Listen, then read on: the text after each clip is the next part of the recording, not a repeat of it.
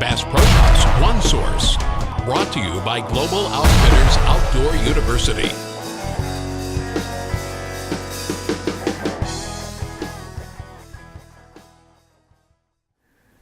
Hello and welcome to Global Outfitters Outdoor University, and I'm with Jake Utsey here in the Black Belt of Alabama, and we're at Water Valley Lodge, and we're talking to Jake about how he manages his food plots for his deer hunters this fall. Hey Jake, thank you for having me.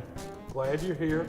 Okay, now we've already talked to some folks about in the last video about how you spray for your plots, and we talked that you're managing 30,000 acres, up to 200 food plots. I think it's relevant to let everybody know that it's in the middle of August right now. You're doing this in phases. So you've just sprayed your plots. We're a couple of weeks now. Tell us what you do next. Well, I'm going to pull bush hog. I'm going to mow all these fields and make sure the grass is cut. And I'm going to mow my roads and clean up around my shooting houses in this phase. Okay, so you use this phase to do two things, to clean up your area around. Are you going to also go in and clean your shooting houses as well? I'm going to take notes on shooting houses that need repair work. We'll come back on a separate time for that. Probably when we're planting, we'll have a truck loaded with seed, and he'll have some tools and some things to do repairs, get rid of wasps, make sure the chairs are okay in our shooting houses. Okay. Well, I have a question for you. You sprayed your fields. You've killed the broadleaf foliage, correct? Why are you bush hogging instead of just turning that field over and plowing that field? I don't always do this. This year we've had so much water, the ground is soft and it's got plenty of moisture. I use a no-till drill. It's going to do well this year. Now some years when it's really hot and dry, I'll break my field so it prepares a better seed bed. Okay.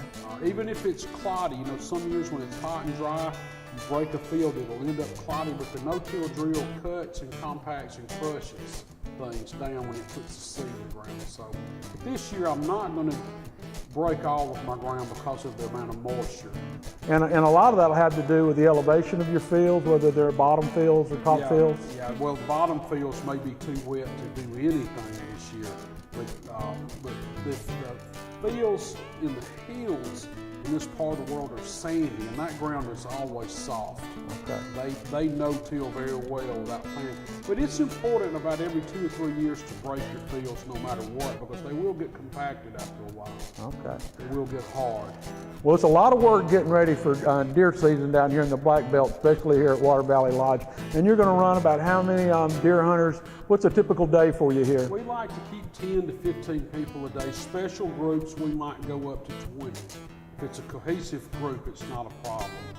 But we like to keep between 10 and 20 on average a day. Okay, well this is a great place to deer hunt, the Black Belt of Alabama, and you won't find a better lodge here than Water Valley Lodge. So stick around, come back next time, and we'll tell you in the next video how Jake, what he does in his next step on his plot preparation as he gets ready for deer season here at Water Valley Lodge. Thanks again, Jake. You're welcome.